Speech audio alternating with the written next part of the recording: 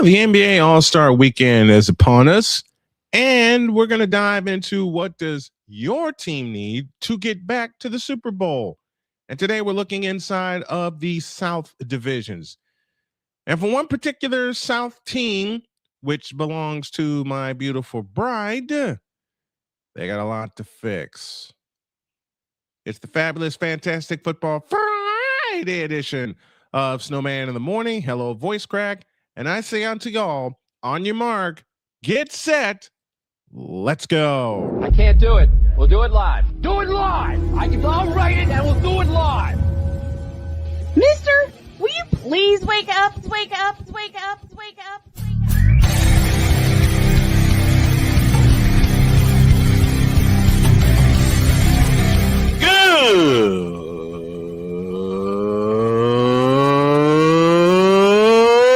Good morning. Snowman here to all you Brock Purdy and San Francisco 49er haters. Shut up.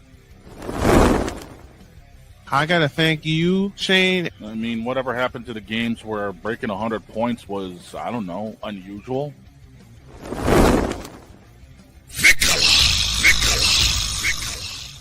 There was one word to sum up the All-Star Weekend. Trays. Because we take this job so serious. Splash Brothers, yes. Ray Allen, replace him with Steve Kerr. Reggie Miller, yeah.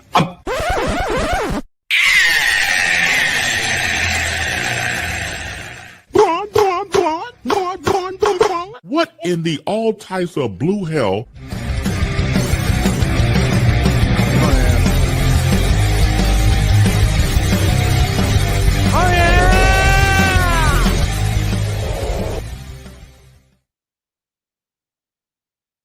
So Damien asked a very important question. I'll answer that in a minute. Good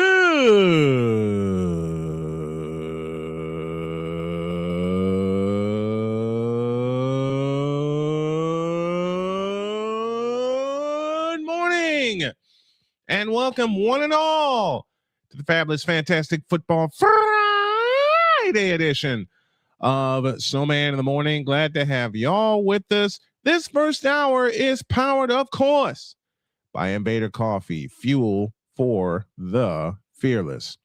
And already we got the chat loaded. Adam Willie is with us, said my Vikings need too much. And Damien, of course, our favorite, Damien Hernandez, says, can somebody explain why the Rams and the 49ers are starting the NFL season and not the Super Bowl champs? Well, because we're going to kick their ass. That's why. Both teams are going to kick their ass. I kid as I say that, but you do have a point, Damien. You do have a point. Every year, the NFL's regular season kicks off with the Super Bowl champions getting the highlight game, which in this case would be Thursday night. And I'll need to see a confirmation of what what you're talking about, because I know the 49ers are playing not one but two international games. They're playing in Australia and they're playing in Mexico City. Now, we have to wait till May for all the dates and times and things like that to come out. But I want to start in the NBA.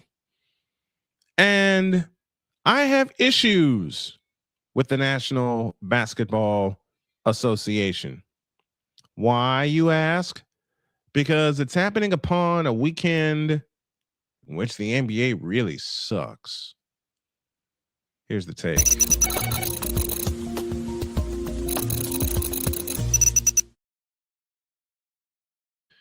Okay. The NBA All-Star Weekend is upon us.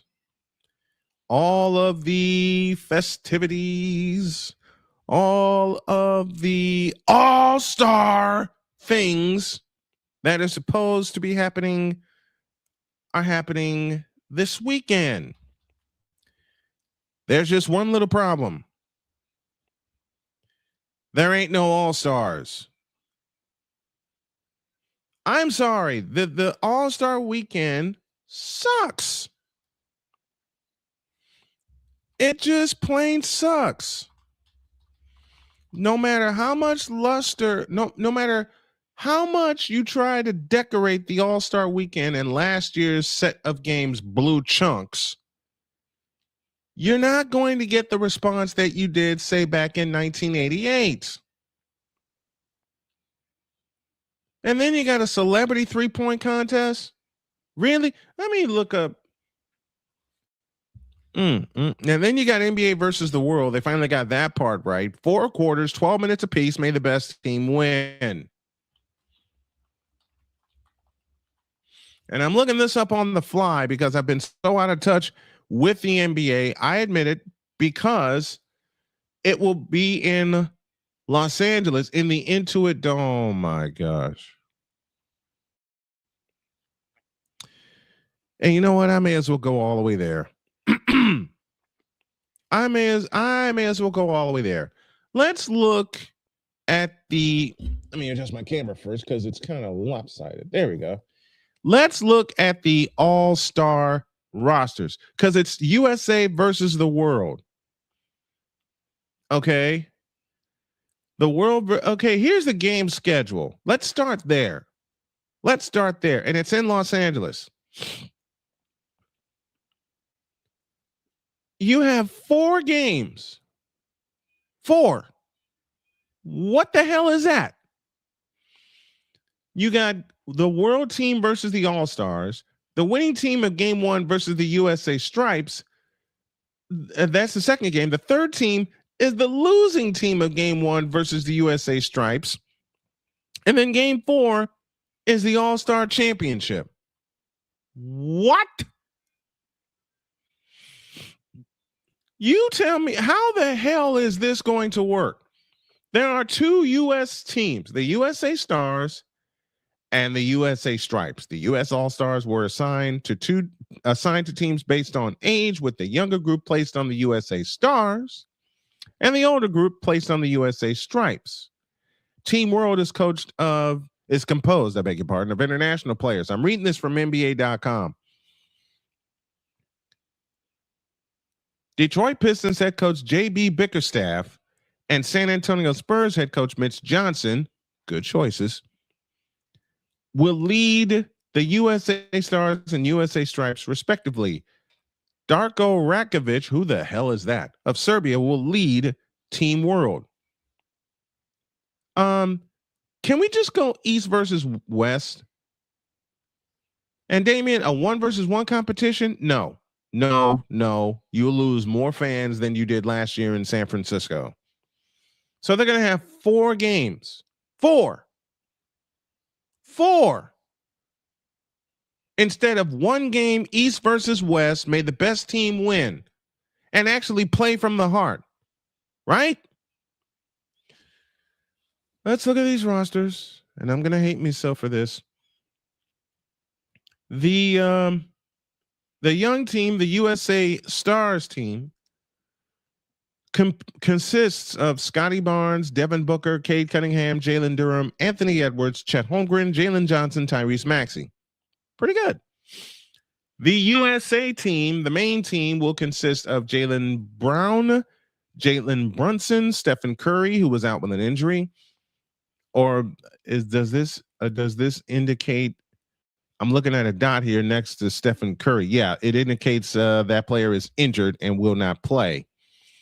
So through the USA Stripes team, again, Jaylen Brown, Jalen Brunson, Stephen Curry, Kevin Durant, Brandon Ingram, LeBron James. No! LeBron should be kicked off the All-Star team. He doesn't belong. Kawhi Leonard, Donovan Mitchell, Norman Powell. Who the hell is Norman Powell? Who in the blue hell are some of these guys? Now you got the world team with Giannis, Denny Avdija from Portland, Luka Doncic from the Lakers, SGA, the reigning finals MVP from OKC, Nikola Jokic, Jamal Murray, Alperen Şengün, Pascal Siakam, Karl Anthony Towns, and of course the alien Victor Wembanyama. Stephen Curry is injured and will not play. Giannis is injured and will not play. SGA is injured and will not play. So Alperen Şengün will replace SGA. Brandon Ingram will Brandon Ingram.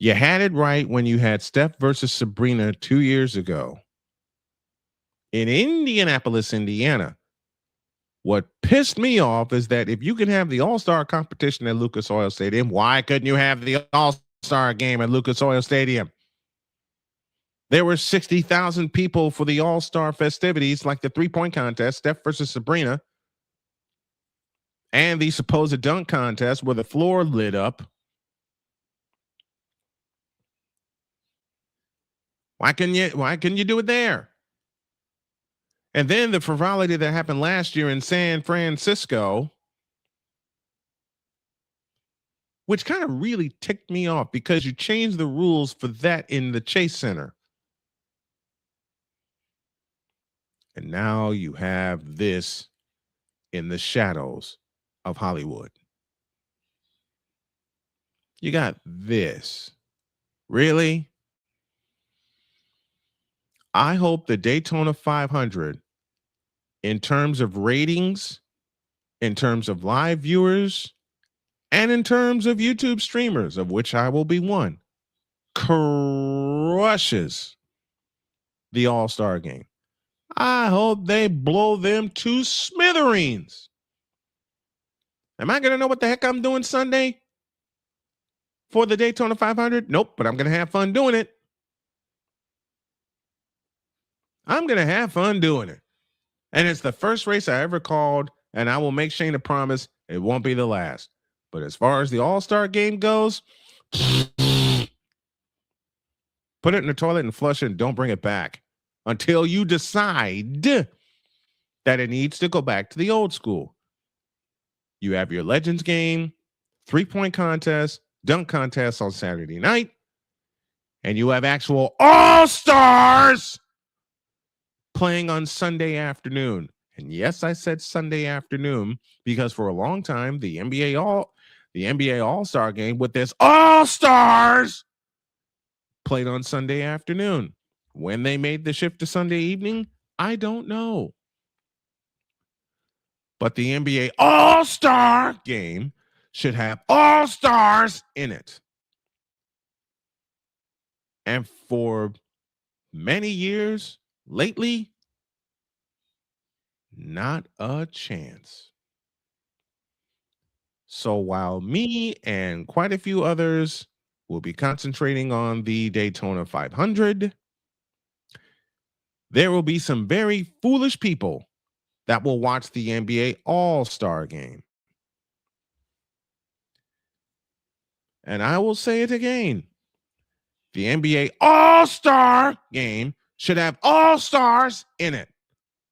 And for the most part, they don't. And that's why it will continue to suck until they make some serious changes.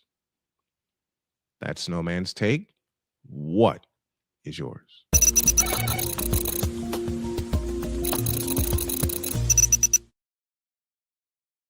Coming up after the break, we're going to get totally deets and break down the South divisions.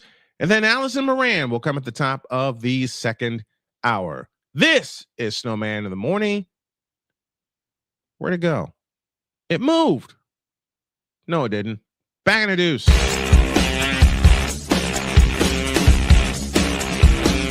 This is Snowman in the Morning.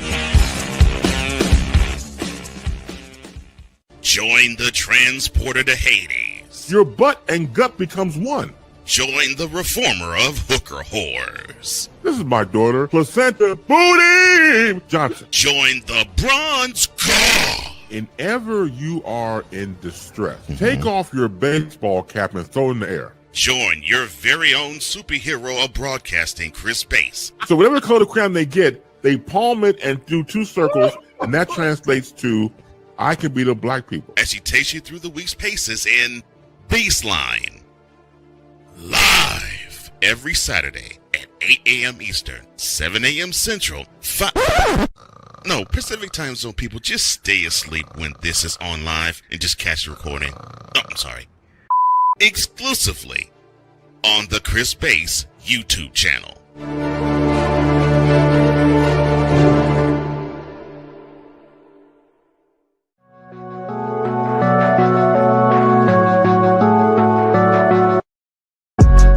TED Talk, but I don't have anything to talk about yet. I'm getting there. Life is for the living. We're not here that long. You can learn anything you want to learn without any money spent. What do I really enjoy? What do I really want out of life? I am your host, WIZE. Are you in a life holding pattern? Well, this is for you. Welcome to the Stuck in My Mind podcast. Live every Monday, Tuesday, and Wednesday at 4 p.m. Central.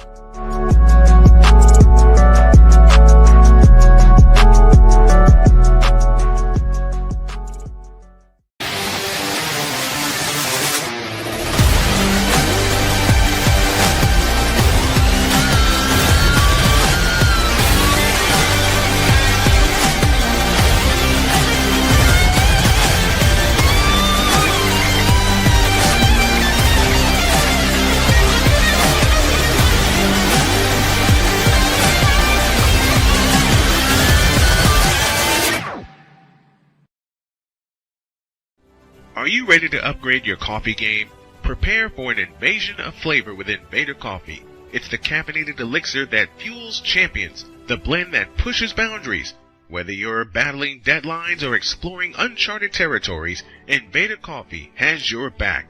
Join the invasion at invadercoffee.com and taste the difference for yourself.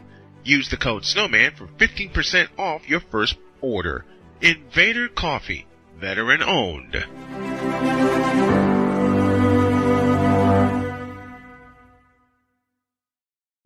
Attention sports fans, looking for the ultimate gear and apparel to show your team pride? Look no further than Fanatics, the #1 destination for sports enthusiasts. Visit snowmanmultimediasports.com today and shop a wide selection of officially licensed merchandise from your favorite teams and players. From jerseys to hats to accessories to collectibles, Fanatics has it all. Don't miss out on the chance to elevate your game day experience. Head over to snowmanmultimediasports.com/fanatics and gear up like a true fan with Fanatics. Officially licensed everything.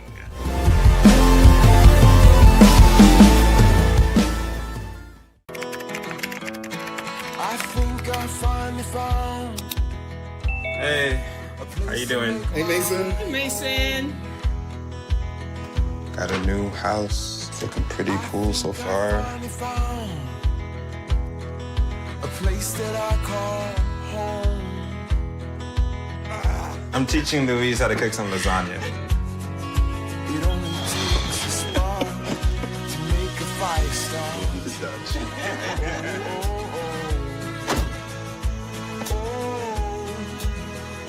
Thank you. Study, please.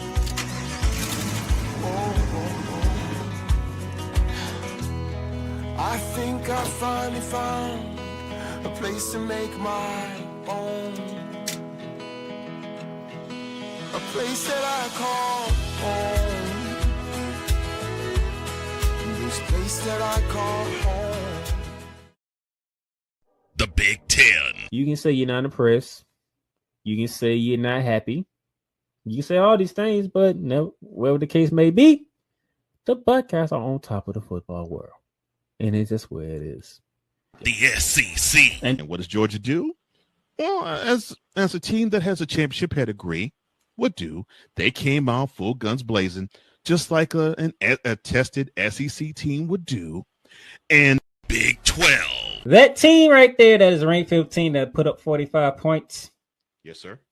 They were picked dead last at the beginning of the season. The ACC. Start with the biggest name first. Chapel Bill now. It's no longer called Chapel Hill. It's called Chapel Bill because Bill Belichick is now the head coach of the North Carolina Tar Heels. The CLP rankings, do away with that. Right. Do away with it. Bring down the gridiron on the Playmakers Blog Network YouTube channel and where you can find podcasts. Because we take this job so serious. My loyalties were misplaced. My judgment was clouded by the allure of the black hole and the shiny new stadium. And I messed up. I'm sorry to the entire Chargers organization, to the Bolt fam, to the players, and to everyone who has ever believed in me. What in the all types of blue hell? This is Snowman in the morning.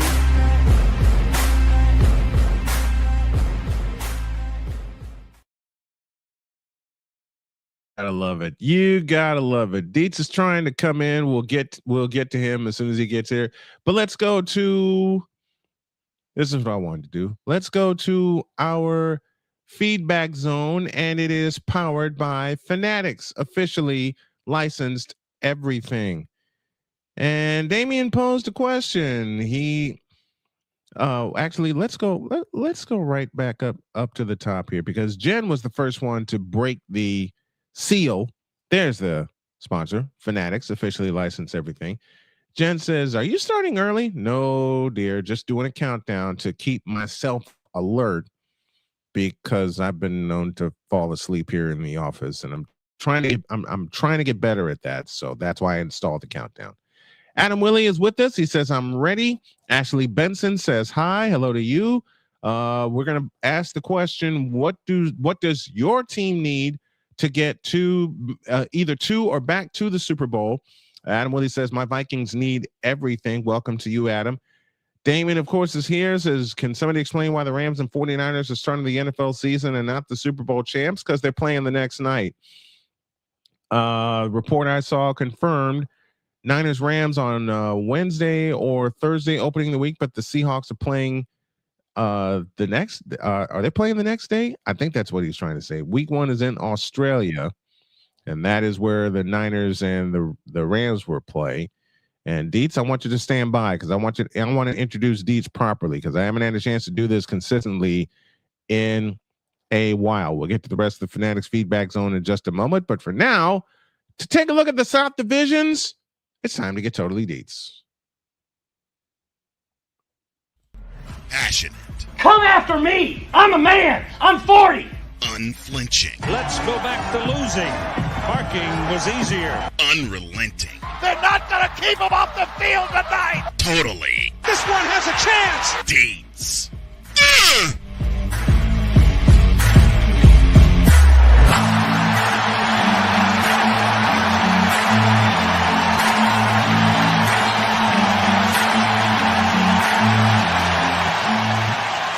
That's not just a murmur, that's a full-blown fibrillation.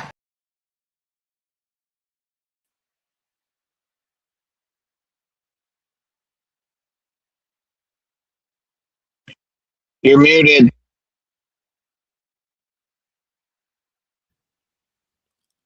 I'll cuss later. Dietz, how are you this morning, man?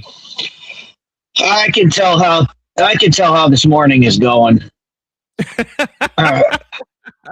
Well, I swear to y'all, AI is going to kill us all. My phone decided to do an update on its own, and of course that's why I'm late to the show, because you're fine. It rebooted my whole phone. It made everything start up. But again, I did not select this. It just decided to do it. So that's always fun. We got to get the crew outfitted with nothing but the best. Droid is walking around his house, and I think he's got his Florida Panthers jersey on. How are you this morning, man? Tired. Tired? How can you be tired? You're the youngest out of all of us. I don't know. Good answer. All right. Look at the South divisions and what your team needs to do. That's the end of our series. This is the end of our series as we look at the South divisions. We're going to start in the NFC South. And Droid is going to get angry at me. My on-screen son's going to yell at me, because we're going to start in Atlanta. Because, as Droid loves to say, full-time Panther fan, part-time Falcon fan. So, Droid, I'll come to you. When it comes to the South, yes. Huh? When it comes to the South, yes, because my dad is a Carolina Panthers fan. Carolina Panthers. Oops. Well, he had something to celebrate. Panthers made the playoffs. So let's start in Atlanta. What do your Falcons? Where do your Falcons start to try to get to get? And why am I laughing? Because of all the answers that are coming in the chat right now. Well, I think definitely first things first. They already did this. New coach definitely was a good start. Yep. Because Raheem Morris wasn't cutting it. Even though Raheem kind of was the only one giving Kobe Bryant a chance on that field. You still got to give Raheem credit for that, seeing the potential in a young defensive back who may be undersized like Kobe Bryant. I think one of the other big things that they need is wide receivers. Badly. But even more importantly, offensive line. Like that offensive line is worse than the Titans' offensive line, and that says a lot. Now that's scary. About the scary. Falcons. When your offensive line is compared to the Titans' offensive line, that's bad. I would pick the Titans' offensive line every day over the Falcons' offensive line right now. That's bad. Now, there's a very important position that I'm going to bring up that everybody's talking about in the chat, but we may as well just put it out on the table. How fast can they get rid of 2 Chainz Cousins? Honestly, from what I've heard from my Falcons insiders, 2 Chainz is gone after this season. Once his contract expires, he is gone. So but they would rather not have to pay the buyout penalty they would have to pay if they were to release him today. Right. They're waiting until his contract officially expires before they release him so they don't have to pay him. Well, they don't have to pay like the NFL buyout stuff. Yeah. Deets, what say you? Well, the Falcons need to figure out what they are as a team. And agreed. And that means figuring out. They bungled this whole thing when they signed 2 Chainz Cousins, and then in the draft decided to pick Michael Penix with a first round pick. That was the mistake. That's where this whole thing got messed up. Because you're the Falcons. Your team is built on B.J. Robinson. Yes. You have Bijan Robinson, one of the best players in football. Build your team around your best player. That's what you're supposed to do, but they have not done that. I just heard build up your offensive line. Their offensive line should already be built up because they have an all-star running back. You should be running the football. A lot. I mean, with how Bijan's numbers have been, Atlanta's stupid front office team. Oh, he doesn't really need an offensive line. Yeah, that sounds like Atlanta's front office. Because he's been dominating even without an offensive line. What are you making? Eggs. Oh, okay. That's something I need to do after the show. But where else does Atlanta need to improve? And Dietz, I'll come back to you. I think Dietz is frozen, unfortunately. Dang nabbit. I have given up on the Kyle Pitts experiment. You know what? The Kyle stop. Pitts experiment should never have happened. The Kyle Pitts experiment should never have happened because he's not doing anything. He never did so do much anything. Potential wasted for what? Very much so. But the question now becomes, who takes him on? You got plenty of good tight ends coming up in this draft, dude. Okay, so give me a couple. Even third round tight ends are looking good this year. There's always tight ends. There's always tight ends, but who takes this on? I can't really give you names right now. I mean, I'm looking at that Indiana tight end. I don't know if he's a senior or junior. Riley Nowakowski. Mm-hmm. I believe that's Riley Nowakowski. I don't know if he's a junior or if he's declared for the draft yet. because we've noticed this trend in college football where we see juniors attempting to declare for the draft. Mm-hmm. But if he's a senior, cool. He probably has declared for the draft. He is indeed. He is a senior. Okay, so he will be in the draft. Mm-hmm. And I think that's one of the better pickups, probably a second-round pickup, because I would draft a guard for your first-round pick if they even have a first-round pick. Right. Because what about the defense? What about the defense? What do they need to fix on their defense? I think I know what your answer is, but I want to hear you say it. Everything. They need a new defensive coordinator. I mean, they need to give Kobe Bryant a better shot next year with a better with better veteran guys behind him. You need you have no linebackers to account for. None. And your only Absolutely good none. defensive lineman is a washed former Patriots defensive lineman. Mm-hmm. They got no pressure on the quarterback whatsoever. None. But they were smart and drafted a defensive end and I'm talking about Matthew Judon, by the way. Yeah. They did draft 2 defensive ends, but that means they overcompensated in defensive ends, and now they have too many defensive ends. Yeah. Well, Dog says Max Clare, Eli Stowers, and Kenyon Sadiq, the man-child out of Oregon, are 3 of the big-name tight ends in the draft this year. Does Atlanta take a shot at one of them? I think they should. If they want to get – I think if Kyle Pitts is still really that guy, which I don't think he is, but they still believe he's that guy, this would be a wake-up call. He's never been that guy.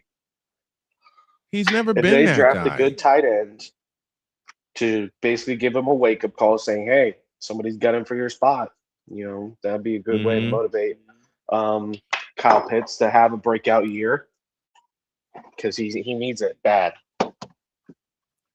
Well, you got Max Clare out of Ohio State, Eli Stowers out of Vanderbilt, and of course the man-child I mentioned. Eli Stowers, let me tell you about him. I love Eli. He is a monster. I love Eli. And this is somebody who's been kind of watching Vanderbilt a little bit too closely the last couple of years just because they beat Alabama. It was the first year when they beat Alabama. And I remember texting y'all that I was like, Vanderbilt just beat Alabama. And, I tried calling you. I watched that game.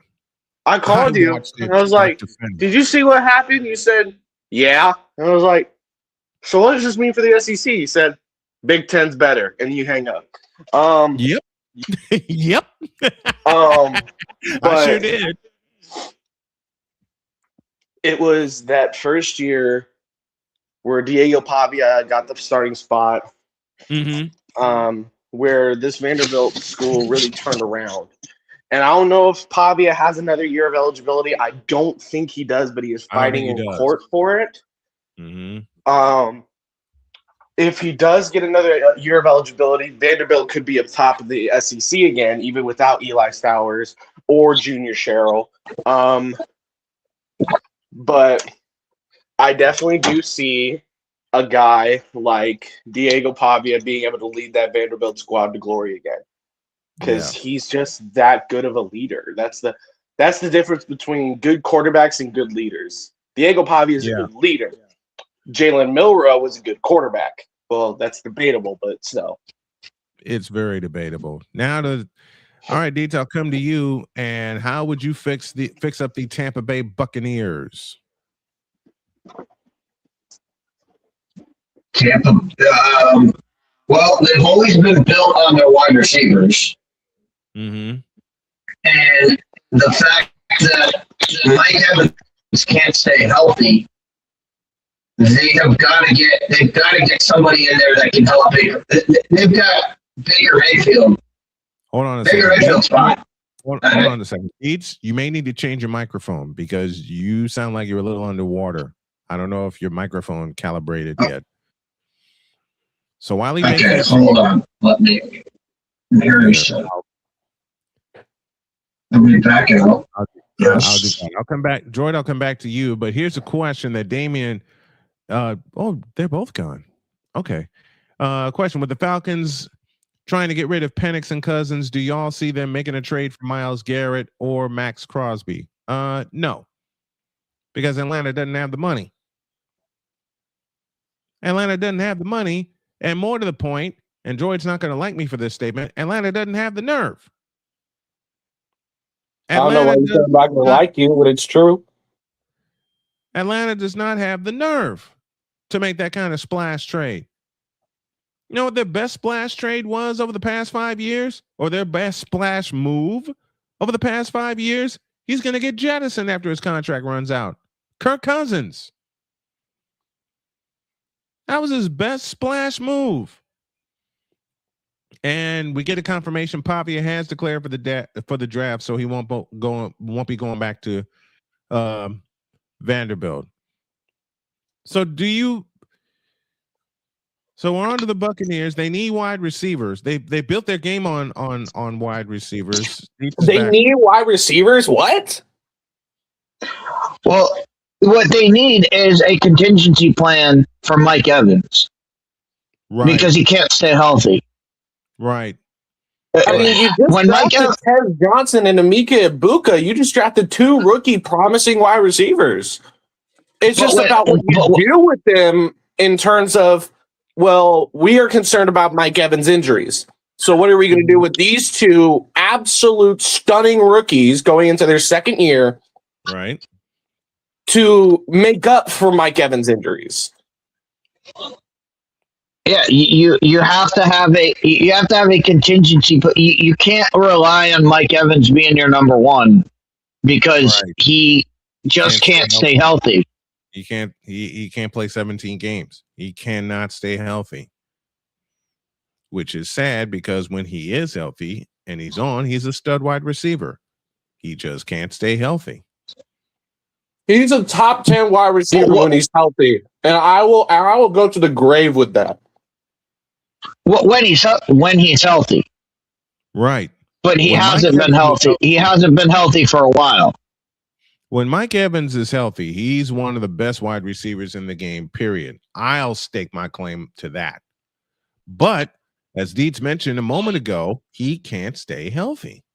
Therein lies the problem. So besides a contingency plan for Mike Evans, what else do the Buccaneers need? But what is Tampa Bay known for? What is Tampa Bay known for historically? Their defense, and especially in their big runs, defense. Their defense.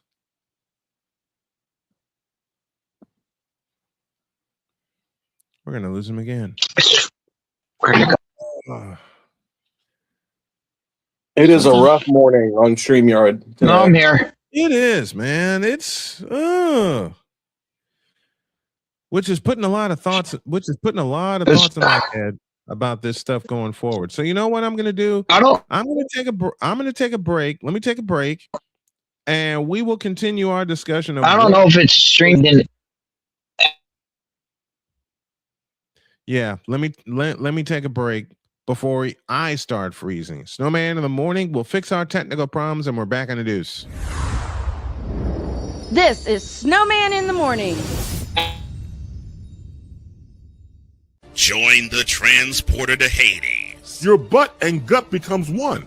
Join the reformer of hooker whores. This is my daughter, Placenta Booty Johnson. Join the bronze god. Whenever you are in distress, take off your baseball cap and throw it in the air. Join your very own superhero of broadcasting, Chris Bass. So whatever color crayon they get, they palm it and do 2 circles, and that translates to I can beat up black people. As he takes you through the week's paces in Baseline. Live every Saturday at 8 a.m. Eastern, 7 a.m. Central, Pacific time zone people, just stay asleep when this is on live and just catch the recording. Oh, I'm sorry. Exclusively on the Chris Bass YouTube channel.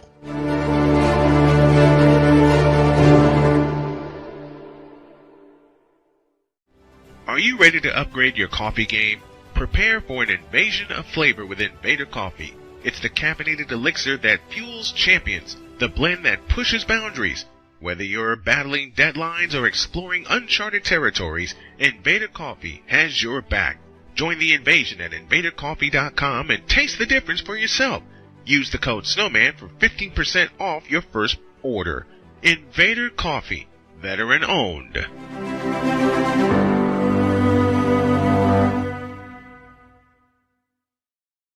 Sports bettors, listen up. Your favorite sportsbook, BetUS.com, is back and in our 30th year of action. With live in-game betting, incredible odds with daily odds boosters, props and parlays, fast payouts, and exceptional one-to-one customer service, we got it all. And when you sign up today and use the code Snowman, you will get a 125% deposit match on your deposit. Log on to betus.com or call 800-792-3887. That's 800-79-BET-US. BetUS.com, where the game begins.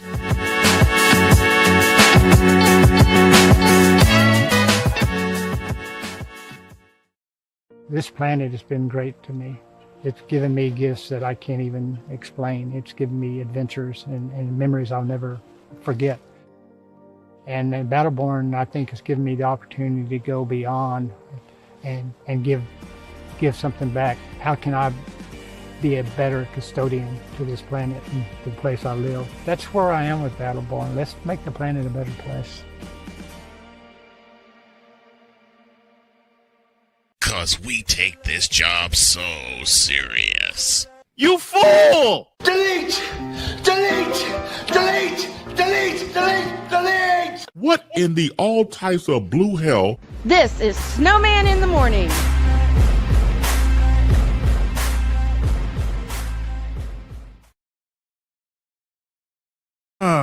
This has been a fickle morning, and that's being nice about it. We were talking about the Tampa Bay Buccaneers and everything that they need. Mm-hmm. The worry for me with Tampa Bay is Baker Mayfield. Why Baker? Well, one, his health, because he's getting beat up a lot more. And two, he can't seem to carry his team over the hump. I mean, that's been a problem for a lot of QBs recently, is not being able to capitalize on their opportunities into the playoffs. True. Josh Allen, anybody, but nobody's saying that he's on the way out. No, because Buffalo has no other choice. Yeah, hell, this draft they definitely do, so I don't know about that. Buffalo has no other choice but Josh Allen. And he ain't the number one quarterback in the league. But now let's continue in our South Division to figure out what does your team need to do. And I'm going to hate myself for this, but I'm going to go to your dad's team in the Carolina Panthers. How many more pieces do they need to get back to the big game? Honestly, I don't think they need too much. They've been doing this rebuild pretty spiffingly. Like, they haven't done too much. Of course, there's still a lot of problems on the surface of this team. I'll tell you, I got one position of need for Carolina right now. They What need is a it? running back. Rico Dowdle is still pretty okay. Nope. Send him packing. You 100 yards a game, basically? I don't know. I would not send 100 yards per game. You need a fresh running back. Rico Dowdle ain't it. You also need an offensive line that'll keep the defensive hands off of Bryce Young. If you're going to build around Bryce Young, you need to get a bell count running back to help him. But also, I think a massive problem in this league is that we're trying to progress too fast with these rookies. Yeah. So I remember back in the day where A rookie quarterback would at least sit for 3 seasons before he even touches the field. Well, at least 2. At least 2, unless it's such a dire situation that they have to bring that quarterback they drafted up to the starting lineup. And the first situation I can think of where a quarterback sat less than 2 years before they brought him in was Joe Montana, because he sat behind Steve DeBerg for a year and a half, and Steve DeBerg kept getting killed, and he kept turning the ball over. So Bill Walsh made the decision to go with Montana, and as we say, the rest is history. Yeah. Carolina backed their way into the playoffs, and I mean every word of that sentence. There you go. Carolina backed their way into the playoffs. I don't disagree with you, but I also don't agree with you in a way. Tampa Bay was not that team all year long, so it was only a matter of time before Carolina started to take over. And I knew Atlanta wasn't going to take over. They still are a long way through their rebuild. Atlanta's sure as hell New Orleans ain't going to take over. You think the New Orleans Saints after this season is going to take over? Hell no. So I asked this. New Orleans and Atlanta are going to languish forever unless New Orleans gets an actual quarterback, and they ain't got one. We'll get to New Orleans in a moment because they need. You know what? Why don't we just get to New Orleans right now since we're talking NFC South Division? New Orleans needs everything. Indeed. New Orleans needs everything. I'm liking the promise of Tyler Shuck, though. New Orleans needs everything. You know, New Orleans, Deets, you'll be proud of me when I say this to you. New Orleans needs to do what Cleveland needs to do. Blow the sumbitch up. I'm gonna make Jody happy here. Okay. New Orleans, you can't win with a quarterback from Purdue. Okay. She will laugh her head off because she cannot. Deets, you know Jody, and you've heard me say this. She can't stand Purdue. She can't stand Purdue. Look, I don't care how much success they had down this. I don't care how much success they had down the stretch. Tyler Shuck is not the answer. He's not the answer, and he's never going to be the answer in New Orleans. No, he's not. So, who at the quarterback position? Who do they draft? Because you don't have the answer right now in the Superdome. And yes, I still call it the Louisiana. I still call it the Louisiana Superdome, and not the what do they call it now? Caesars Superdome. I can't do it. We've had this discussion about every team since the Raiders are going to take Fernando Mendoza. Everyone else is in. Let's play for next year. Yeah. Everyone else. I mean, Tyler Shuck is going to be your starting quarterback next year because it is get through this year and we'll settle our quarterback next year. And that's how every team has to approach. That's how every team that needs a quarterback has to approach this. But as far as all of these teams go, and we've mentioned, I don't know what teams you guys talked about. It looks like you guys talked about Carolina, but every team in the South is basically in the same hunt of defense. Fix your defense. Mm-hmm. Your teams are all.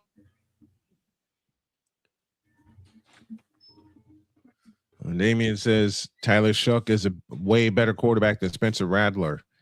Damien, let me educate you about quarterbacks. Okay? I think Dietz is frozen, so we'll take him down from. Trying to say. Oh, hold on. Let me get my 2 cents in. Let me get So this.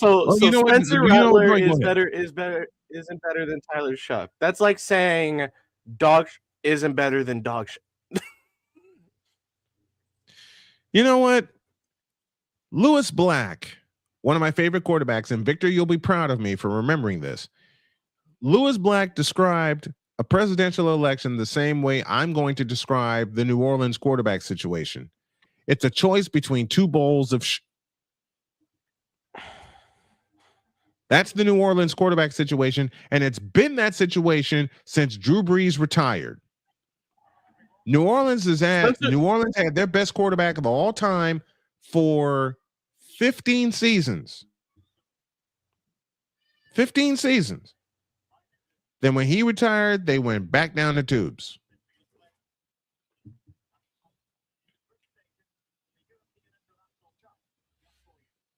So now what? Who would be? I'm looking at the quarterback draft Rattler class. was unproven out of college, so I don't know why they even took him. I'll take Tyler Shuck over Shedeur Sanders. I think we'll take a lot of quarterbacks over Shedeur Sanders. Maybe not Zach Wilson, but that's another story. Here are some of the quarterbacks that are available that are in their draft eligible. I don't know who's Fernando Mendoza is getting drafted by the Raiders. Ty Simpson's available. Garrett Nussmeier, Carson Beck out of Miami, Drew Aller, Penn State, Kay Klubnik, Clemson, Lenore Sellers out of South Carolina. So there are some good quarterbacks. Looks like I'm going audio only because this thing is lagging. Not you too, man. The web version is lagging. Please. The web version is lagging. The mobile version is fine right now, but the web version is lagging bad. Okay.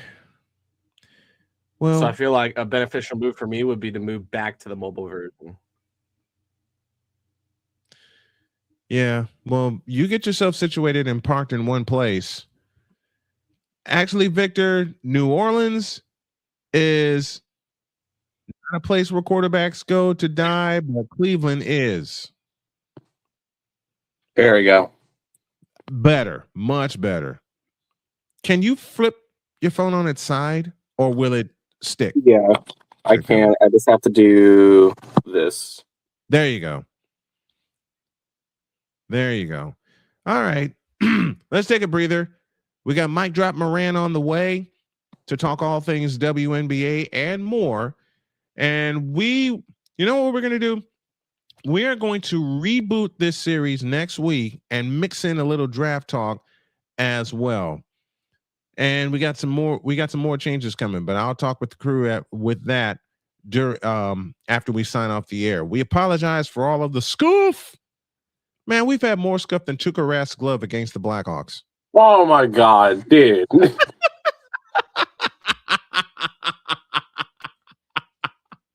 We've had unnecessary.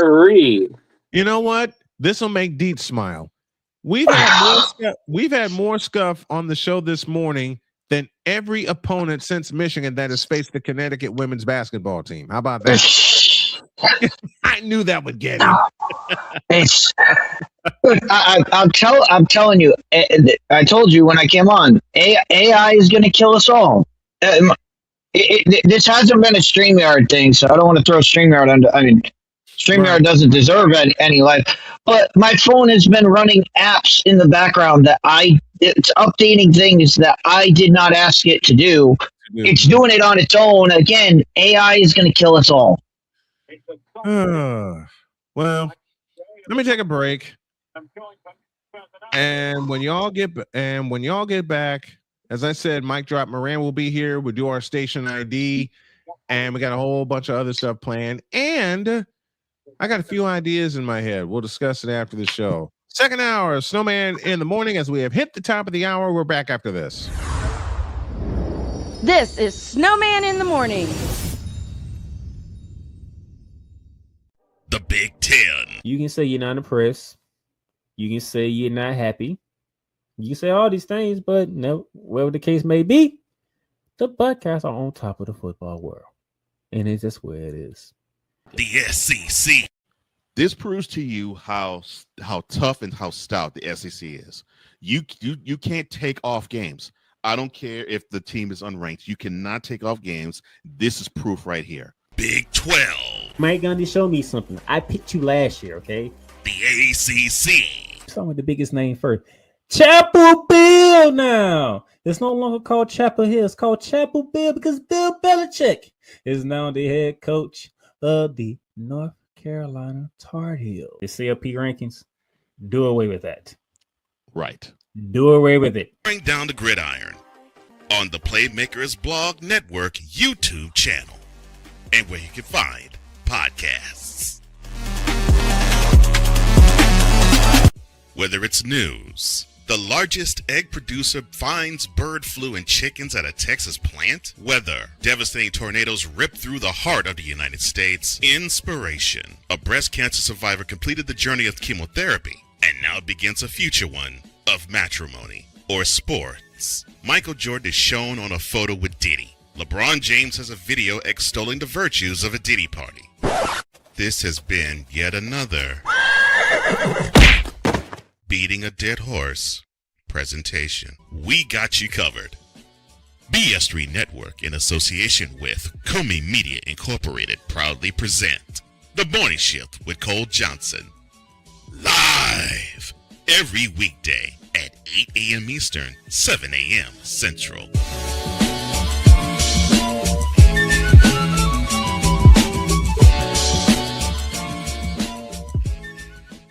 Hey everybody, Snowman here. Looking for the best way to experience live events? Well, SeatGeek has you covered.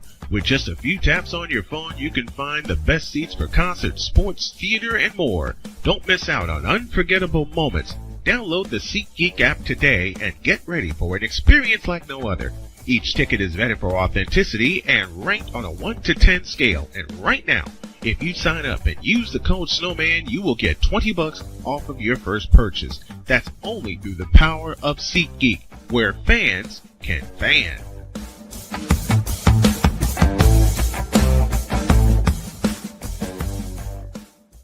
Cause we take this job so serious. Hi, I'm Verde Jones, and I read audiobooks. What in the all types of blue hell? This is Snowman in the Morning.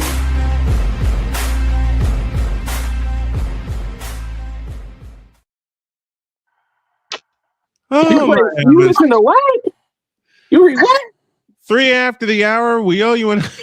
Shut up. You read what? Long now, story. What in the hell do you read an audiobook? Well, I listened to a lot of audiobooks, and that joke was spurred on from a meeting I had from a person that's become very dear to me. We owe you an ID. This is Snowman in the Morning. Maybe. You're listening to WJKS-TV. You're listening to WHDR. You're listening to WBWS-TV. It's the Worldwide Sports Radio Network. You're listening to WQVZ, 1700 AM Mission Radio. You like that? You like that? Ball goes Benton, Caleb Williams. Are you kidding me? And Father Ashanti, you need to go to hell. In the name of the Tom Brady, the Manny Ramirez, and the David Ortiz, amen. Now let's go. I am too old for this bull. That last one got Allie. I'm looking at her in the green room, and that last one got her. But I do want to bring up a little thing before we continue. What's that? Premier League football might be coming to Snowman in the Morning. I'd have a little talk with Snowman about calling a few games this upcoming weekend. You better. Wait. Time. I'll stop you there. I stop you with 2 words. You better. Damn it. We got to take a quick look, and I do want to also call some of the women's Premier League. But unfortunately, match day 27 won't be until next Saturday. Okay. One thing I may be looking at is the Mid-American Soccer League. Speaking of soccer, it's an indoor soccer league. And I've been hooked on indoor soccer since, how did Tim Weigel say it back home in Chicago? The Chicago Sting. Remember that, Allie? Of course she does. Here's Allie.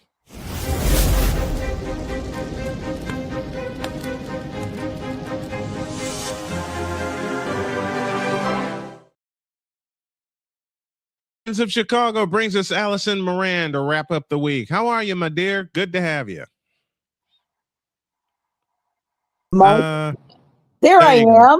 There you go. My mic is now unmuted, so I didn't want you to hear me snorting as my allergies have, after a week or so of absence, they flared up again an hour ago. And I'm going, how mean? What? Allie, What, honey? I always have this handy. Trust me. That's what I got. That's what I got. You know, when I was a little kid, everybody thought I was snorting cocaine in parochial school.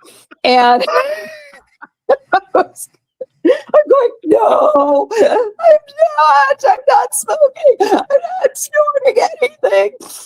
But it's just, I have chronic sinusitis, and so it just flares up at the oddest and meanest times, mostly when we have spring-like weather. When I was going through cancer and I had the tumor, it too, just like my allergies, would flare up at the absolute worst times. It was bad. Yeah. And my wife she caught on quickly. And she said, "How bad is it?" I said, "Honey, if I move right now, something will crack." Oh, God. If I move right now, the world will end. Exactly. Yes. But I mentioned indoor soccer because that's this. Everybody asks me, will you call an outdoor soccer match? I did one for Whitney Young in 2006. I won't do another one for two reasons. One, when I did that game, I was dry coming into the booth. I got drenched coming out of the booth because by the time the game finally ended, and it was a state playoff game, it ended 1-0. It was pouring rain. Oh, gosh. Was bad. Imagine for the players at Whitney Young. I know. You pampered wussy, you. I'll be one, but I know what they went through after walking through that deluge to get to my car to get the heck up out of there and go home. That happened so many times when Lev was in softball. It was crazy. And if it wasn't lightning or thundering out there, I mean, they kept playing, and Lev was always like, "Oh, I keep playing in the rain." I'm going, "Get out there! You're not letting your teammates down." And they're like, "Oh, do I have to?" I'm going. We have approximately a month. If anybody remembers the old George Carlin routine about baseball and football, that describes a lot of the sports Allie and I have covered in Chicago. If it rains, we don't come out to play. And I mentioned indoor soccer because that's what I got hooked on when I was introduced to a fellow named Karl-Heinz Granitza. The god. I got hooked on the MISL in a hurry. And then to replace Karl-Heinz Granitza, there was a fellow named Steve Jungle from the San Diego Sockers that had my attention. Speaking of attention. Yeah, go ahead. We told y'all 2 years ago that the WNBA is heading toward a brick wall. They are now hitting said brick wall. We told y'all this 2 years ago. And it started with the appearance when Caitlin Clark was drafted into the league. Allie was the first one to pose the question, what is going to happen when they face their CBA in Caitlin's second year? She posed the question right on this show. Well, we're getting our answer, and it ain't a good one. Allie, the floor is yours. I'll tell you, the WNBA submitted yet another new collective bargaining agreement proposal to the players last Friday. And while not a lot of details have been shared, there have been some that have leaked out just a bit. And now, while the leadership of the W appears to offer some concessions in terms of housing and facility standards, there doesn't appear to be a significant change in terms of what the league's willing to offer in terms of revenue sharing. They're standing pat on the, I think it's 50% of the net. And what the players want is 30% of the gross, which would, And so now what NECA has said, she's the WNBPA, the Players Association president. She says that there is a silver lining in this. And that is that the players are more connected than ever. And that all of them are more united than ever in coming to an agreement with the W. And we'll see what happens. They have 6 weeks. They've got yet probably about a month of heavy negotiation before they absolutely positively can avoid a strike. Mm-hmm. But so here we go again with what we talked about before. When this all crashed on everybody else's head except us, because we knew what was going on. Allie called it 30, 60, 90, and then 120. And they're gonna add 30, and they're gonna add 30 on top of that. So you may as well say it's gone from 30 to 150. Probably. And they're at 120 right now. That's They're at 120 right now. Every other deal has gone by the boards. They rejected them all. Another one has been submitted. We don't know, as Allie, you said a moment ago, we don't know most of the details that are included. But if the players are getting united, you would think you'd get excited because there could be an imminent deal coming. Not so fast. There are still the few that could yank the rug out from everybody else. It's true. Now, the thing is that a couple of the other issues that have emerged since then, and a lot of this has come out of the Athletes Unlimited season in Nashville, yet another off-season basketball place to play.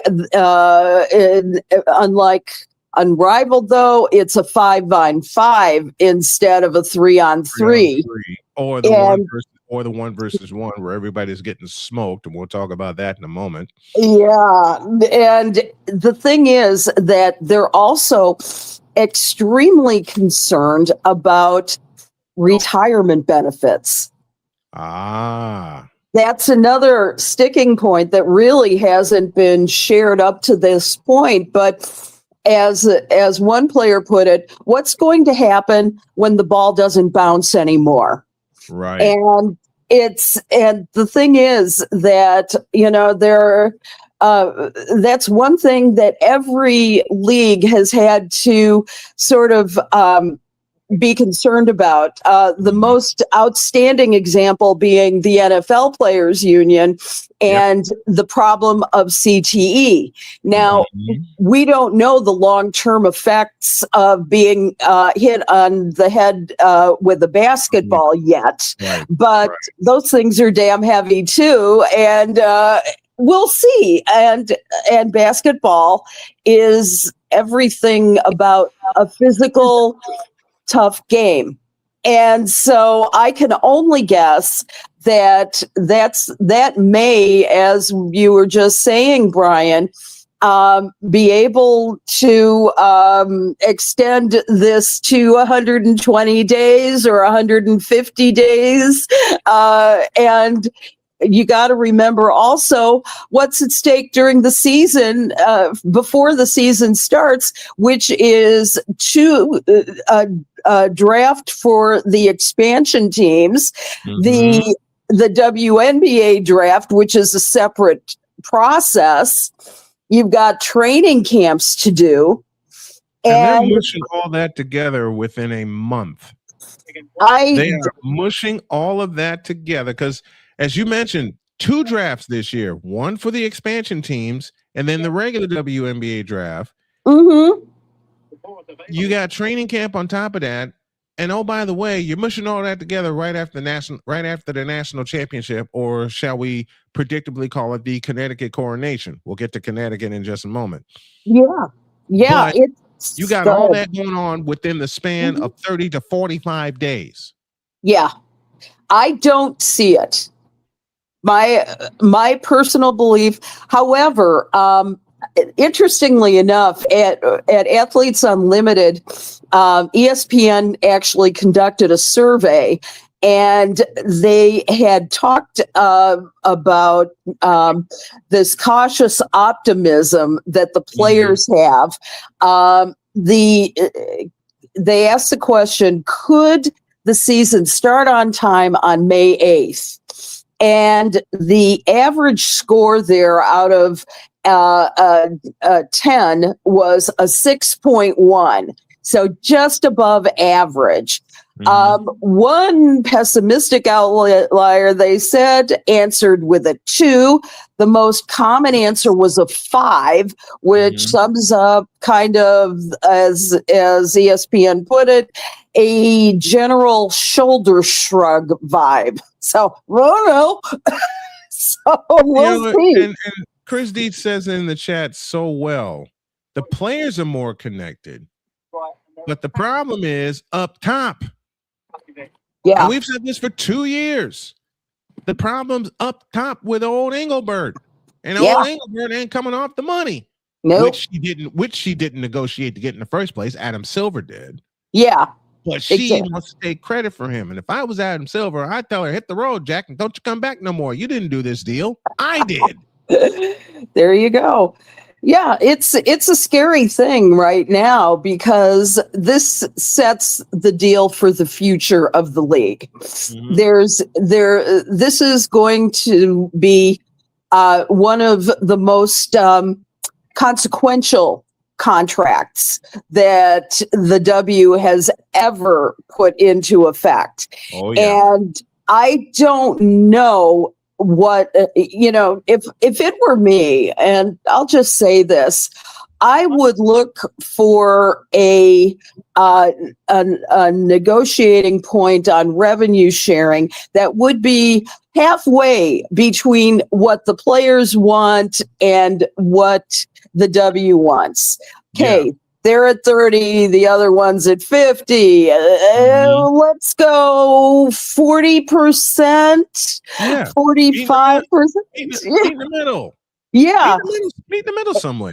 And figure out if there's a way to work around the gross versus the net. Yeah. I'm not sure how that would work.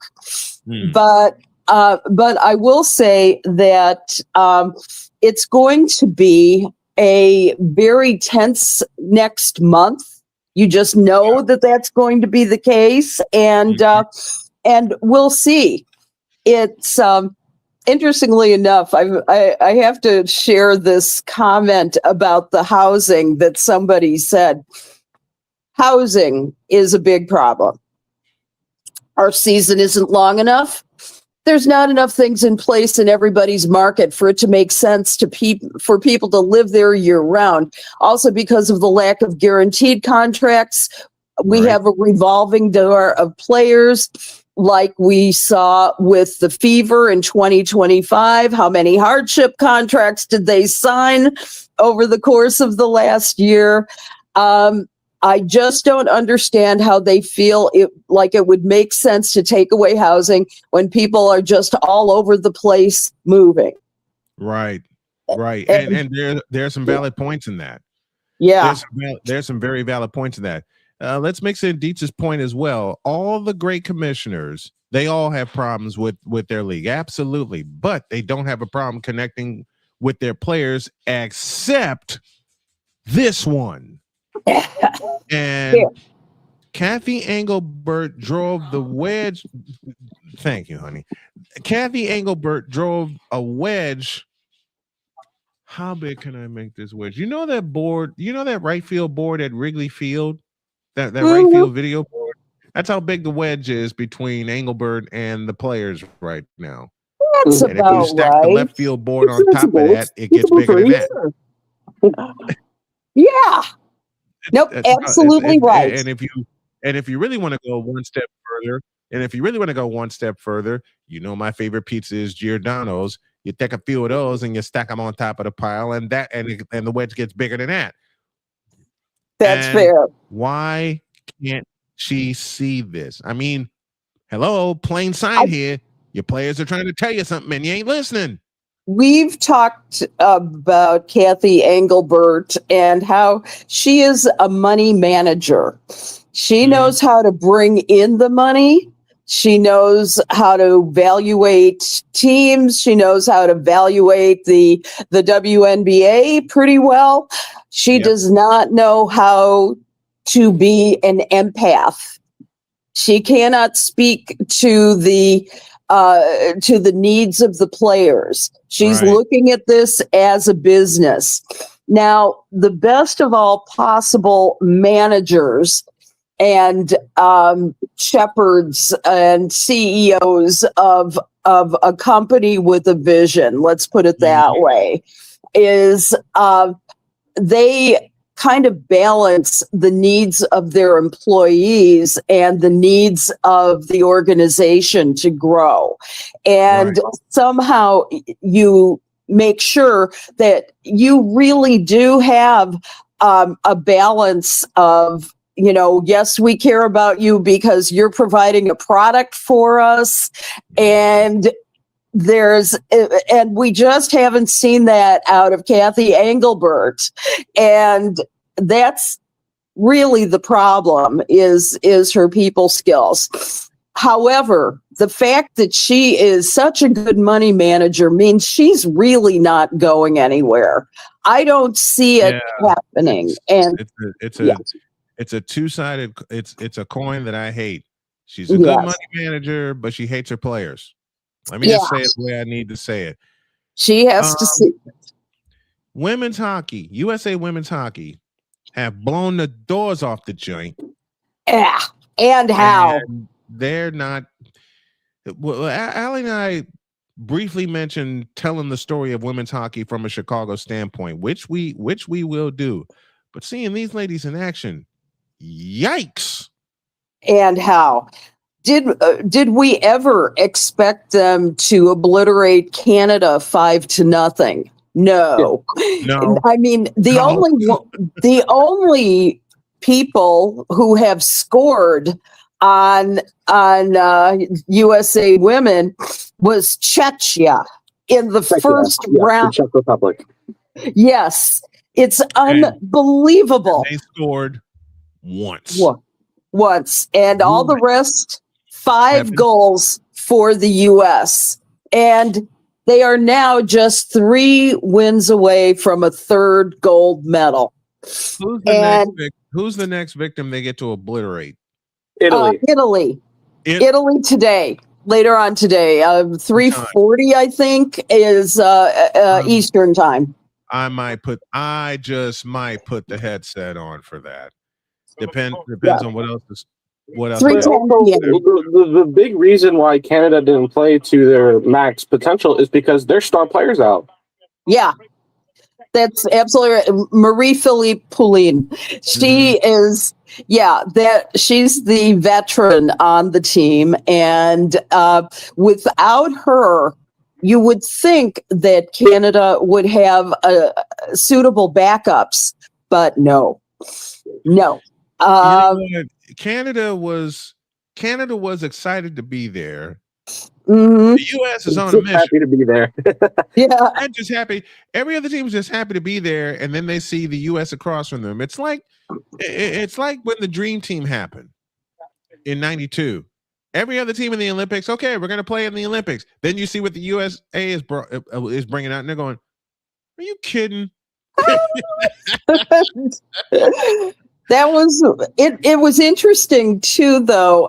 If you look at the makeup of the NBA now, I mean, how many players come from Europe? If you think about it, half the league. Yeah. And the thing is that back then it was almost all US born players. Yep. And however, what happened was they got away from the fundamental game, so it became literally showtime. And I think why did you just cuss on my show saying the word fundamental? Allie knows my jokes so well when we use the word fundamental, because to today's NBA it's a cuss word, right? They don't use it, yeah. Which basically they don't like fundamentals. No, you said a moment ago, it's become all showtime because of what they've seen. And I said earlier in the show, in fact, I led off with it. This USA versus the world for the NBA All-Star game. Yeah, you watching?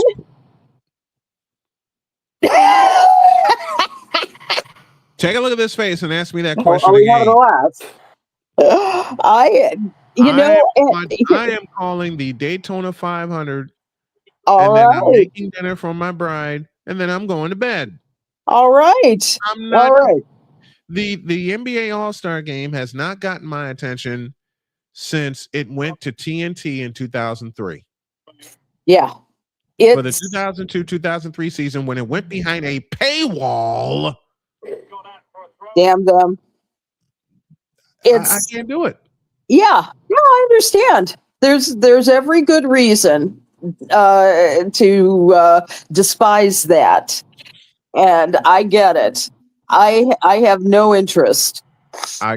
Look, even after someone forced the highlights of last year's debacle in San Francisco on me, where they played 4 games in a night up to 40, I said, what the hell are we doing? Am I back in Chicago on a playground or something and they're doing this scoring? What the hell is this? They 1 game, 4 quarters. If you have the most points, you win, and that's that.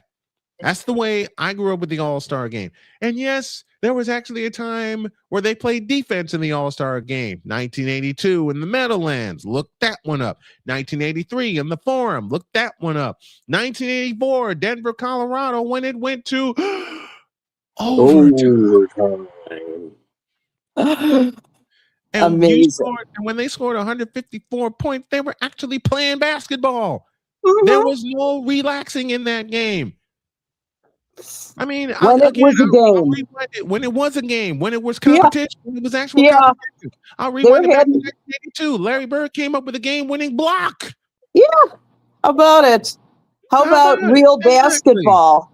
It's an all-star game. It's an all-star game. It needs to have all-stars competing against each other.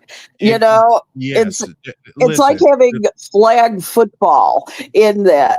You know, it's so strange. Listen, when the Pro Bowl went away from Hawaii, and I understand why, because Aloha Stadium's a dump, but that's when the commissioner should step in and say, look, I'll rebuild Aloha. I'll pitch in to rebuild Aloha Stadium. That should be, and Dietz just said it. The players back then had pride. They wanted to win. They don't want to help them. Man, the heck with that. They don't want to have. I don't want to see an all-star game where they have wide open lanes, driving down the lane for a dunk.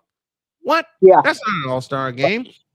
Where's the defense? Where's players popping the ball loose on a steal so they can really show off? Yep. Michael Jordan, 1988 in old Chicago Stadium.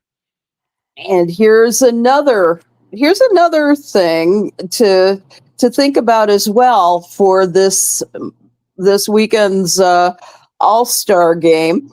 There is no participation by the W. They have completely axed anything like Steph Curry, Sabrina Ionescu matchup. Probably wouldn't have been Sabrina this year. She still has an injury that she's nursing for the season. So the thing is that without the W, I mean, that's one product of the of the NBA, and you have to have this is the representation of product. The products are the men and women. If they had an event where the NBA versus the W in a 3-point contest, I bet you that would make a hard push into the solution of the labor problem, because Steph versus Sabrina, listen to me carefully, folks. 2 years ago, Steph versus Sabrina sold out Lucas Oil Stadium. That's right. They didn't put a few people in there. They didn't put half the. It sold the house. So you get a big house like that. You know what you do. You have the Splash Brothers, Klay Thompson, Stephen Curry. And you don't mean Gainbridge Fieldhouse and Sabrina Ionescu and Caitlin Clark. Yeah. Life would be so much better if we ran the league. How about that? Yeah. It would be easier. Yeah. It would be easier. Yeah. I think that we could be a whole lot more decisive. I think we could definitely figure out how to spend the money. And spend it correctly. And Damian, thank you for saying this. A player you and I are both familiar with and both know very well, Miss Candace Parker, up for the Hall of Fame this year. And she better get in on the first ballot, damn it. Absolutely. Now, Droid, we talked soccer, but you have the NWSL on your head. And considering Allie's an expert, and you're an expert, Droid, I'll let you have the floor. Go for it. Expert. I wouldn't call myself an expert. I do. You have the floor. NWSL, it's about a month away. It's currently February 13th. The first game's March 13th, and it's between the Washington Spirit and the Portland Thorns. Mm-hmm. My question is about these two new teams, the Denver Summit and the Boston Legacy. Mm-hmm. Do you think they'll be able to compete with teams like San Diego and KC, or do you think they're going to be near bottom of the table like Bay and Houston? Well, I would say that history would put them in the middle of the pack because of the way dispersal drafts are conducted and the way that the latest CBA for them is conducted. The thing is, the question is, they have had a good amount of time to prepare for this, and it's been what, a year since those teams were announced. So my thought is that I would look for both of those teams to hit middle of the pack. Rather than rounding up the bottom. It's going to be an interesting month of preparation for the NWSL. Interestingly enough, the Chicago Stars are currently in a battle with the city of Evanston to play their games. To me, it's almost comical because the city of Evanston, they want to play their games at the stadium on Northwestern's campus by the lakefront. And so what's happened with that is that the Evanston City Council's basically lodged a complaint because they're worried about all the noise and all the tailgating and all the evil things that sports can bring. I mean, take a look at your Northwestern people. Let's take a look at the tailgating. They're afraid of noise. They are. Blew up Ryan Field. Yeah. Trying to make a better experience for Northwestern football. Yeah. And they remade Welsh Ryan Arena for Northwestern basketball, both of which have tailgating. Been there, done that, even though as a media member, you've done it also, Allie. I sure have. About and now they're afraid about noise if they let them play at Ryan Field. Are you bleeping kidding me?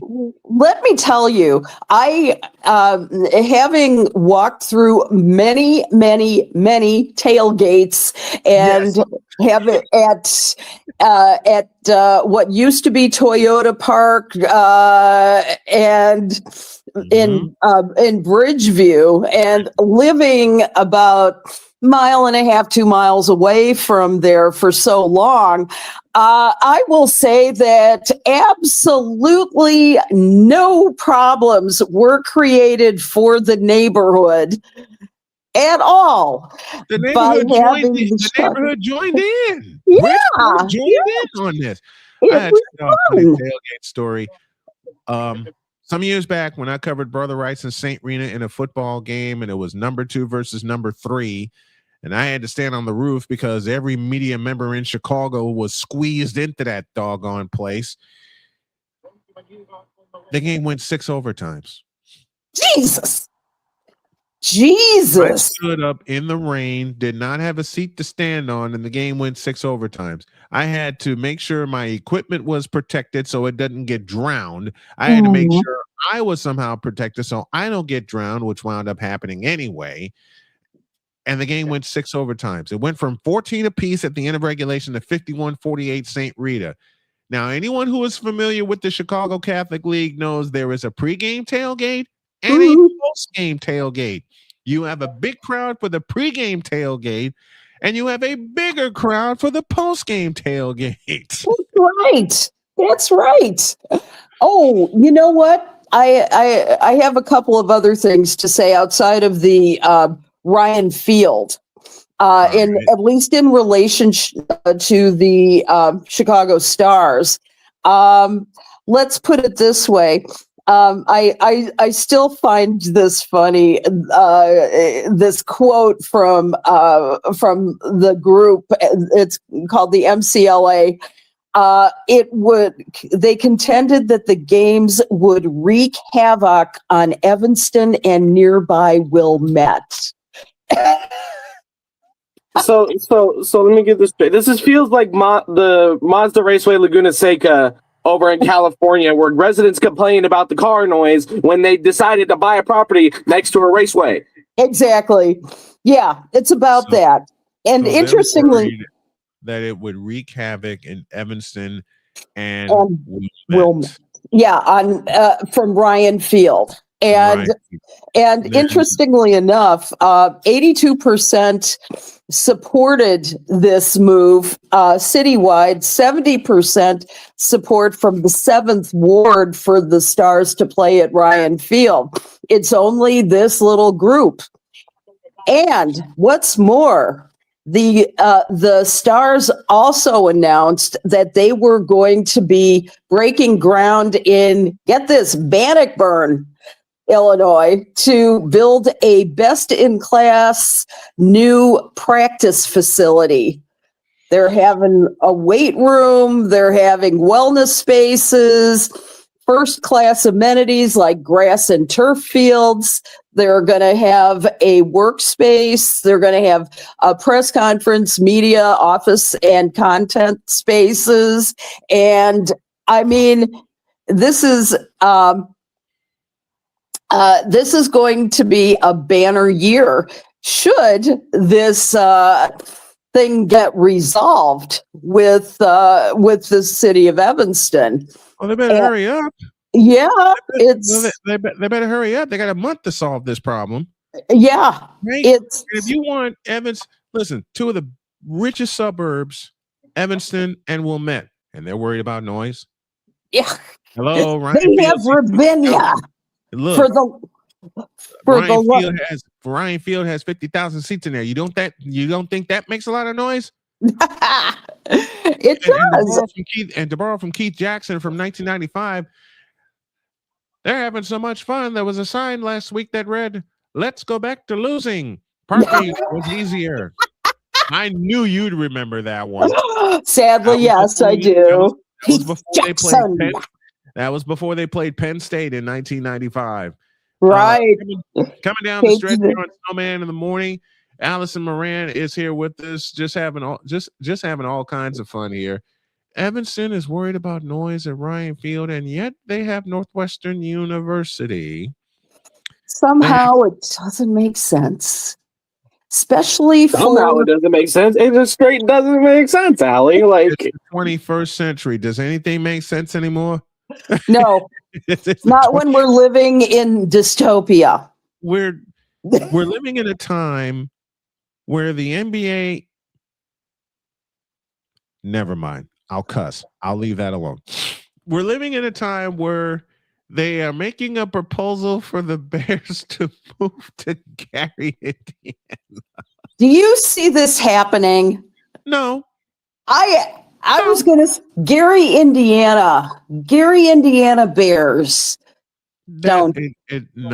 No one would go to that stadium. No one. Because I used to live in Gary, and I have one very important question. Where would they put the darn thing? Maybe they'd knock down one of the old steel yards. That ain't happening. Too much history. Yeah.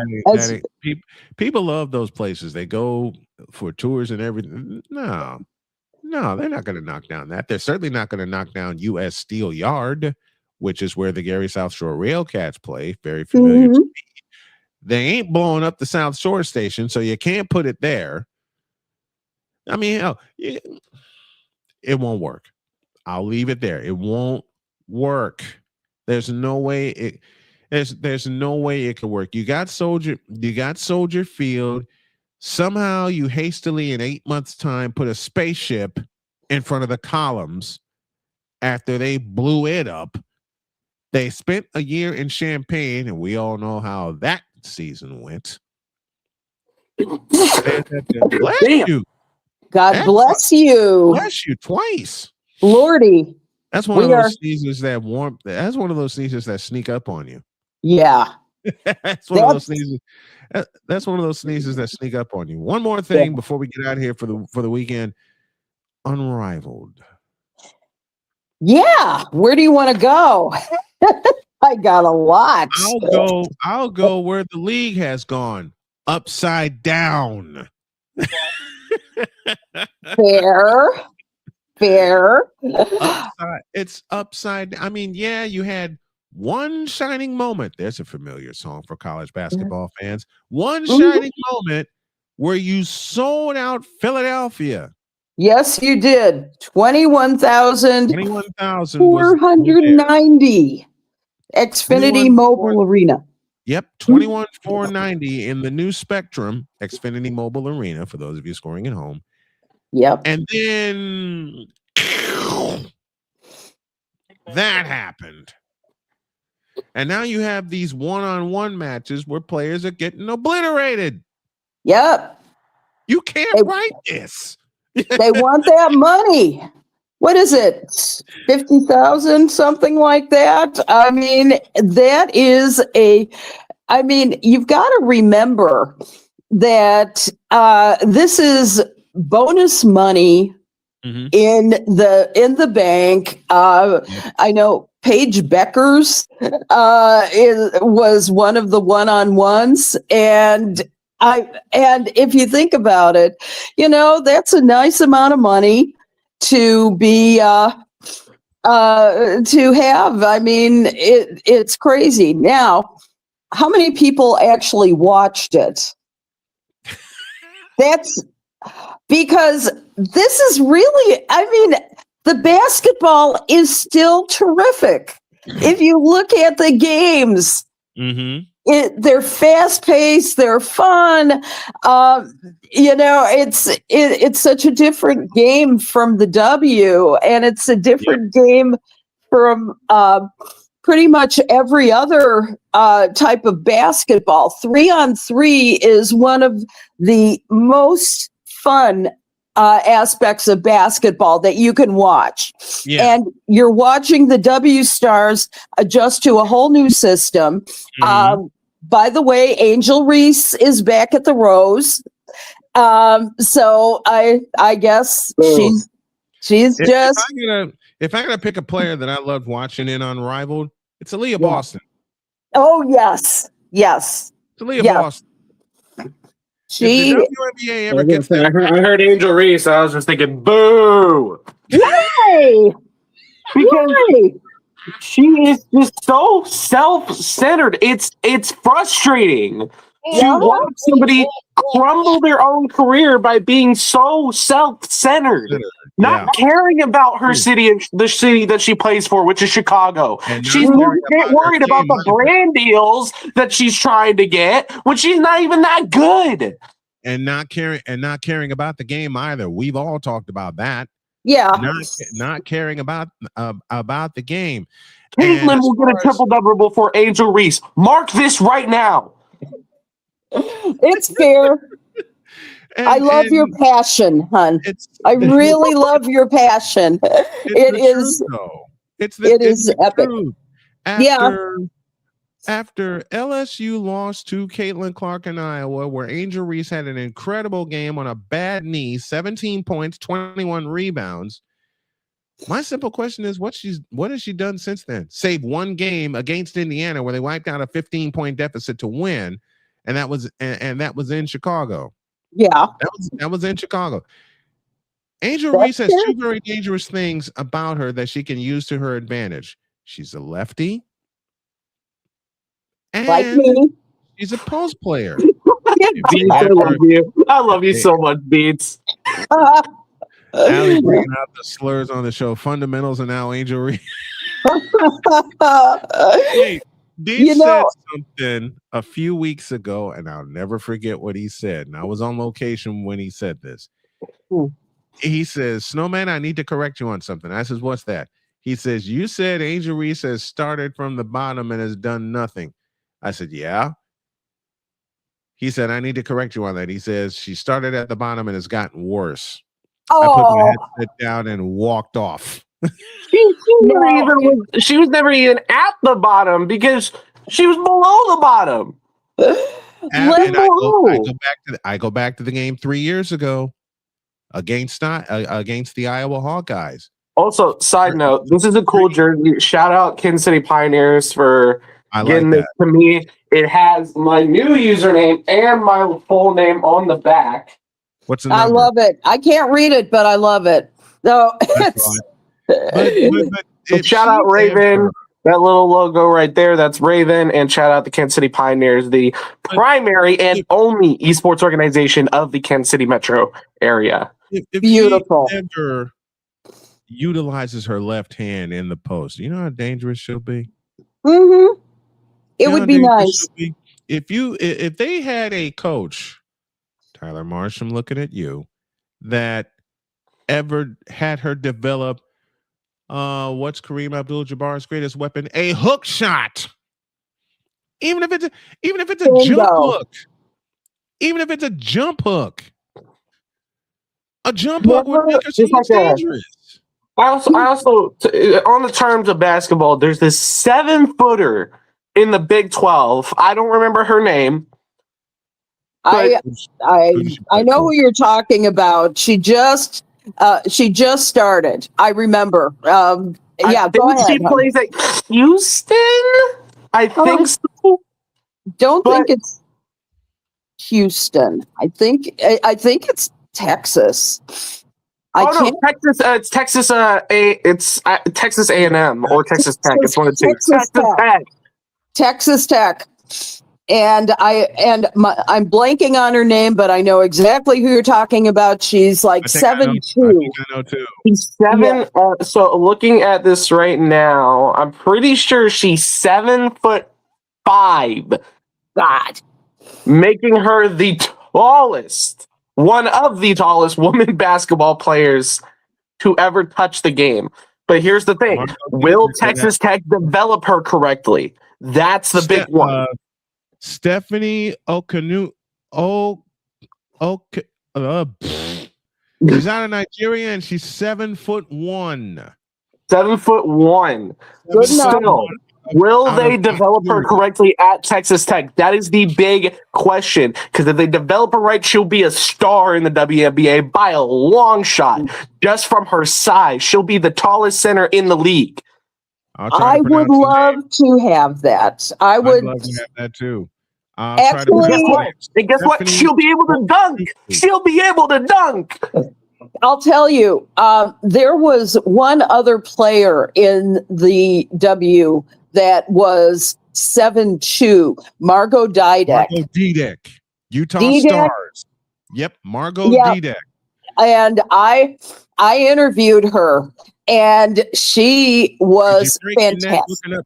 Did you break your neck looking up at her? I imagine you did, because I would have. And I'm 5'3". Okay, I am 5'3.5", and so I used to be taller, and it was I topped out at 5'5.5", and oh my goodness, I'm the Mookie Betts of I love that.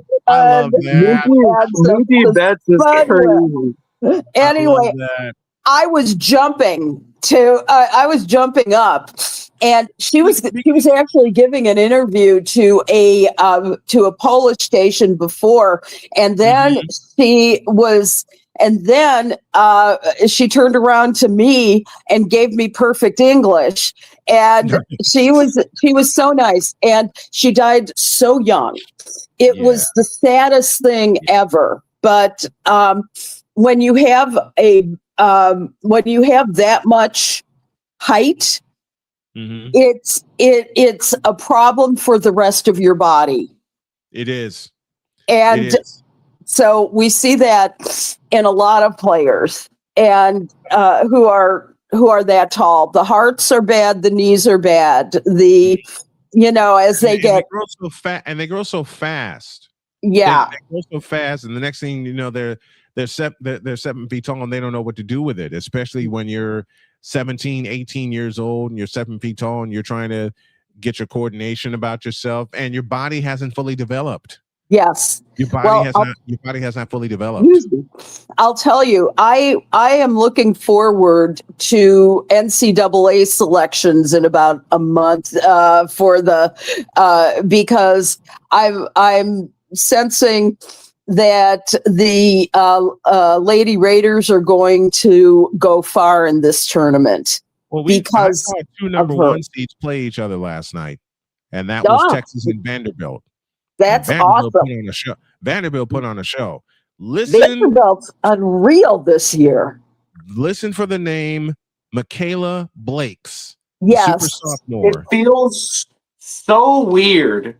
Just as somebody who's been growing up watching the SEC football, and besides in baseball, hearing Vanderbilt be considered one of the best teams in the sport feels so weird to hear outside of baseball, because I'm so used to them having one of the top programs in baseball. If you got a scholarship in football to Vanderbilt, you'd be like, oh, it's nothing really, unless it's your last day before it's like National Signing Day. Then you're like, okay, I guess I'm going to Vanderbilt.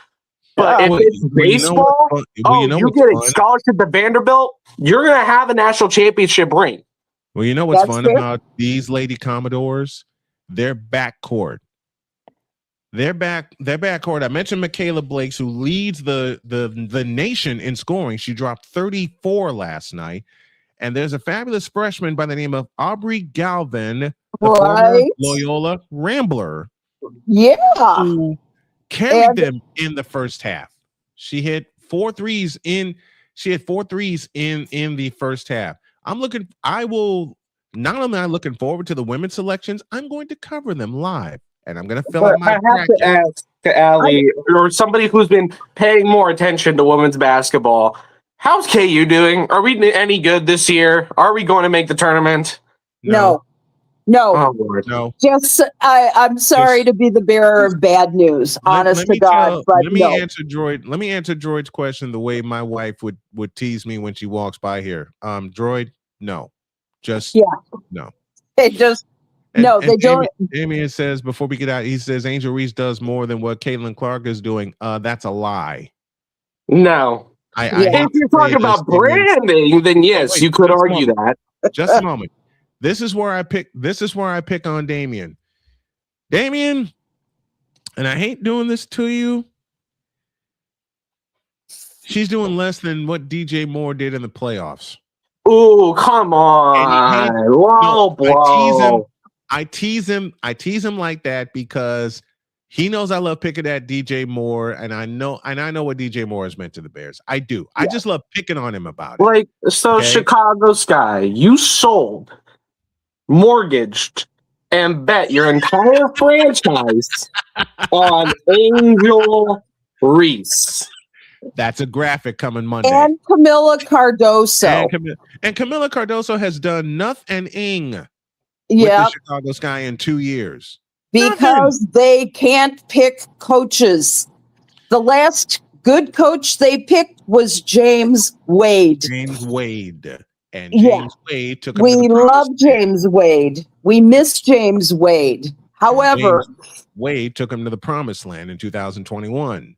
It was a wonderful, wonderful ride, and nobody expected it. But I will say that particular season was courtesy of Candace Parker.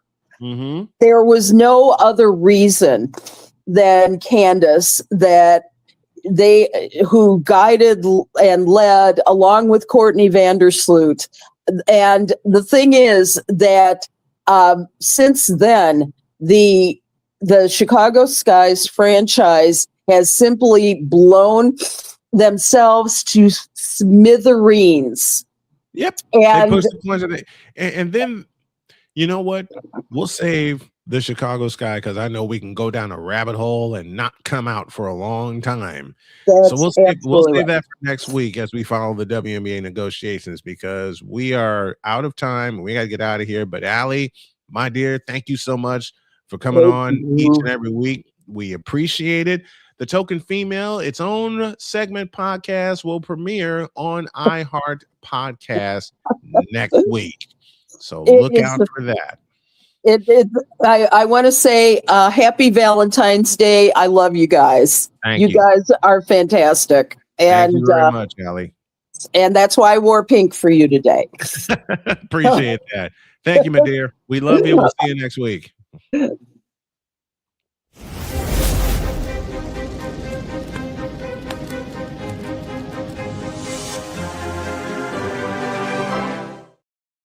It's time for us to go. Angel Reese, the face of the league. That's a lie. It's time for us to clock out, though. Angel Reese ever be in the face of the league? That's a lie. All right, let me get out of here before let's get out of here before I go down that rabbit hole and make so many jokes. Damien will be firing pellets at me. Have a great weekend. God bless. Remember to make your next move your best move, and always remember, if your dreams don't scare you, they are simply not big enough. Dream big, do bigger. We are, and we hope y'all are too. Happy Valentine's Day to all, and enjoy your weekend. So long, everybody.